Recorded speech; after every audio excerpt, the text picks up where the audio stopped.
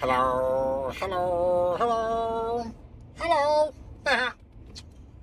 Okay, so, Poker Talk Podcast, driving down the highway episode. Been a while.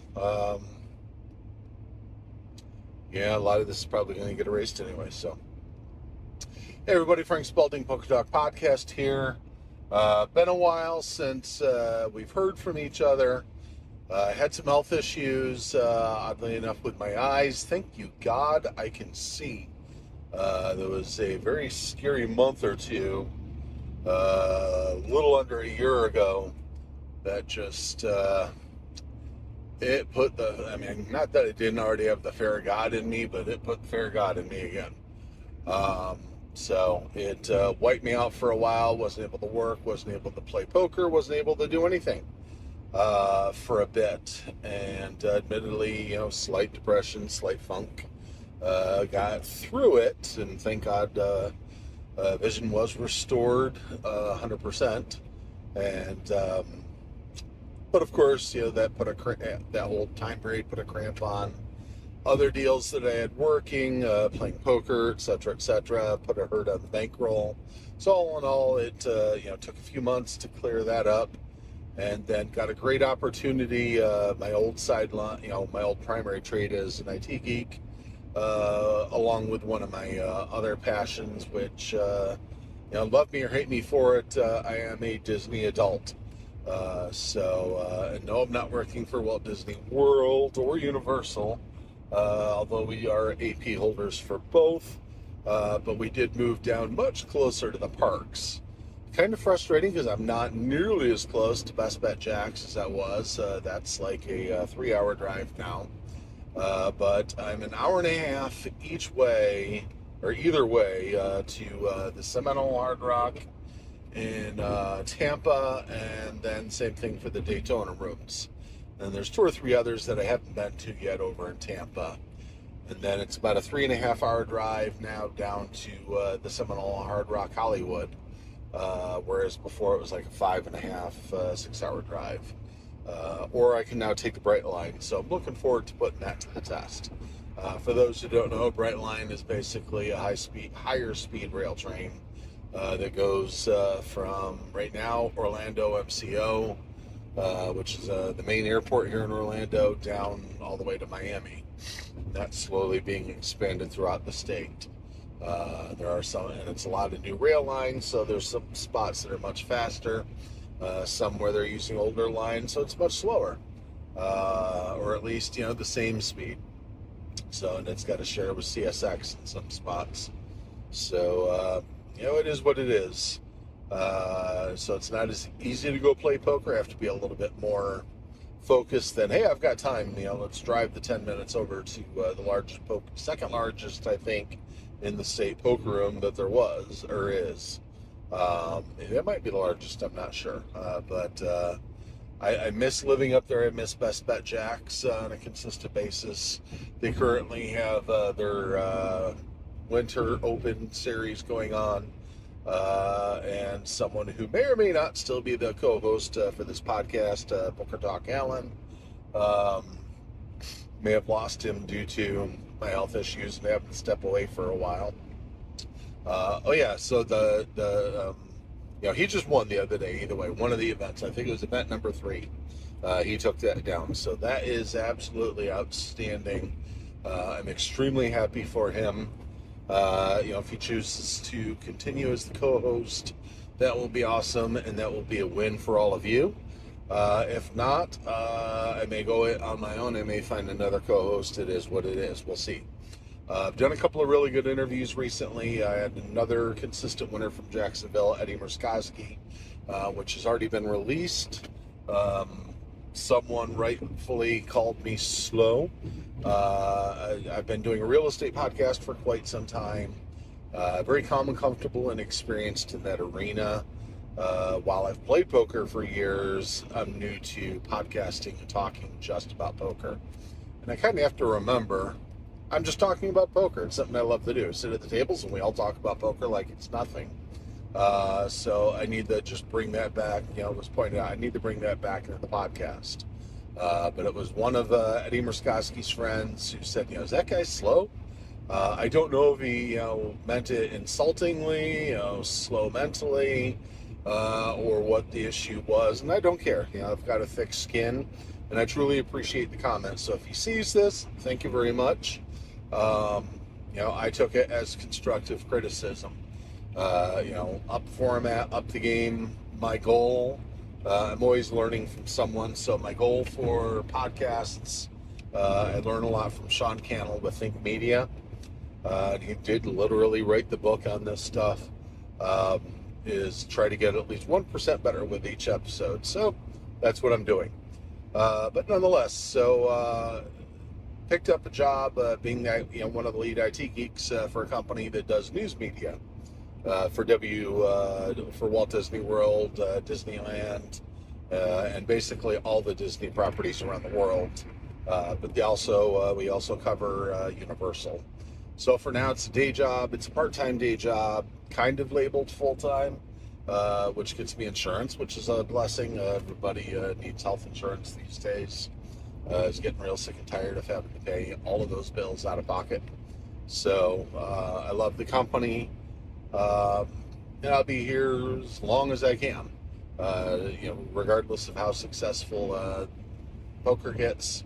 Again, regardless of how successful this podcast gets, my goal is to stay here for a good long time and help out, just because it's fun. Qualifies, even though it's technically a job, trading time for money, it's fun. It's something I like. It's something I love. I've always been a fan of Disney. Does the management and staff and ownership do some stupid things? Yes. Are they doing a lot of stupid shit right now? Yes. One failure movie after another, making a lot of stupid decisions, picking fights with people they shouldn't be picking fights with over stupid stuff. Some of it's positive stuff. Some of their arguments I agree with, not all of them. So, but my goal for the most part will be to stay out of politics with this, other than where, eventually getting more poker rooms in Florida is concerned, and God willing, getting really good online poker available, with the rest of the states. WSOP.com would be amazing to have. PokerStars again would be amazing to have. GG Poker would be a great thing to be able to have here in Florida, especially with all the scandals going on right now about ACR. That's kind of, I don't know how people are getting around that, although I still see people winning, so I know it's not all bots. My first guest, Eddie Murkowski, I see him winning consistently on there. So there is skill involved. There is practice involved. He's very much a fan of GTO, and I'm learning a fair amount from him. Reading a book he suggested, and it's mind-blowing. When I get done with it, if I like it as much as I do so far, it will be a recommendation, from me to him, to all of y'all. So, did an interview earlier this week, last week, with Bill Henry, audio only. It'll still go out as a video. I'll insert video, but he wasn't on camera. He wasn't available to be on camera, or chose not to. It's his choice. That's cool. I'm not offended. He's been a dealer for years. Owns a Facebook group called Florida Poker Players. It's a fairly large group, and I think I might be getting near my exit here. The thing's telling me to pay attention here. So, no, Lakeland, Dade City, I'm not that close. So, it's a great poker group. We're kind of trading sponsorships. I get to post in his group, and I'll sponsor or I'll share his poker group. So the links will be in the show notes. If you're a player in Florida, or you're a player who wants to play in Florida, we do have a lot of great poker rooms, a lot of great tournaments. Between Best Bet and the Seminole rooms, there are consistently a lot of great tournaments. The Palm Beach Kennel Club, I think, has another Moneymaker tour. Daytona just had a Moneymaker poker tour event not long ago. They do some of their own events. We also have WPT events down here and WSOP events, circuit ring events down here. So it's a great area to come play. If you've wondered, yes, Florida has poker. Florida has great poker throughout the state. So come on down, join the group. The link will be in the show notes. You'll know you're at the right one. It's got a giant, the logo's a giant image of the state of Florida, and it's yellow. Nope, I'm going to stay in this lane because that truck's coming in. The truck's much bigger. So, yes, driving down I-4 on my way to play. There's another series starting at Tampa right now. So I think it's 6 day ones. $200,000 guaranteed, $400 buy-in. So down to show up a little bit late. I think it started like 15 minutes ago. But $400 buy-in, and I think this is day 1C. I think it started yesterday. So we'll see where it goes. Try to spin it up. I'm capable of doing it. Have before. So we'll see where we go with that. The goal is to take home a large, bag of stack today. Then come back, I think it's on Sunday, and play the next part. And I don't recall if this one's going to be a 3-day with a final table on Monday or not. We'll see. Do the best we can either way. Play the game I know how to play. Confidence is doing good, so it is what it is. So yeah, if there's somebody you'd like to hear interviewed, suggest them. There'll be a link in the show notes, guest.pokertalkpodcast.com. That's guest, singular, guest.pokertalkpodcast.com to get on the calendar. I interviewed yesterday morning with Buffalo Sam. He's a YouTube vlogger, newer YouTube vlogger who grew in fame slowly. He's from Vancouver, BC, but he's been playing in the States a lot lately. Just spent a good bit of time in Texas. And his first, 70 or 80 videos was a series trying to achieve $100 to a $100,000 bankroll challenge. And while he was in Texas, he just released the video. It was early this week or tail end of last week. While he was in Texas, he achieved his goal and hit his $100,000 bankroll. So then he promptly went, before that had even been released, he was at Best Bet Jacksonville, and we go over a couple of the hands in the podcast, which will be released probably next week. But he played on the Best Bet Jacks live stream last week. You can go look it up. It was a great stream, but unfortunately he donked a little bit of it off. Punted it. He admits, "Yep, I punted that. Should not have been involved."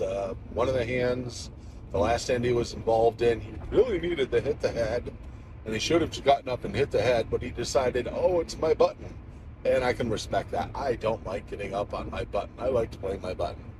But unfortunately, that hand didn't go so well. So, he had a loss. It happens. Variance, whatever. Not in the right mindset. Punt some off. What's funny is last week I was over here just to play another event, and I punted off like $700 that day. I knew I wasn't in the right mindset and should not have even sat down at the table or any of the tables. So that is what it is. So moving on, continuing to have fun, and here comes the traffic. Traffic jams. Unlike peanut butter and jam. I don't like that either. So I will stop singing because I don't do that for a living. There's a reason people don't pay me to sing for a living. You'd probably pay me more not to sing. So it is what it is. I accept that about myself. Traffic's getting heavy, so I'm going to focus. Thank you all for anybody who happens to listen. Subscribe if you like what you heard. Subscribe if you didn't like what you heard. If you're cool, you're cool. If you're not, you're not. Who knows? This part might even get deleted. So like and subscribe, or whichever. If you liked what you heard, I'd love to hear your comments. I love constructive criticism. Anything to learn. My goal is to keep getting, at least 1% better every day. So, or every podcast. I'll work on that. So, thanks. Have a great day, everybody. Yeah.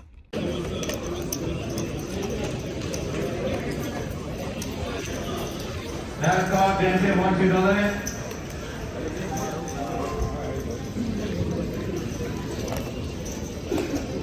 That's all, Marco B, 1, 3, no limit. Raymond, 1, 3, no limit. Raymond, 1, 3, no limit. We bag at 25 players. $4.95 current chip stack.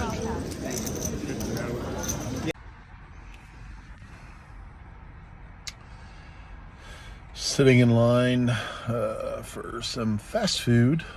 I'm sure you all don't care about that. So the results for the day: single bullet fired, $400 into a 200,000 guaranteed, and 195 entrants total, or entries total. I apparently was the chip leader at the end of the second break, and I will be posting the photo along with this, because I made it onto the SHRT website. So that was pretty cool. Hello. 2284. Thank you. And managed to bag 523,000 in chips. Sorry about that. Managed to bag 523,000 in chips, which was pretty cool. I didn't look at it. So I go back Sunday. We'll let you know how it goes.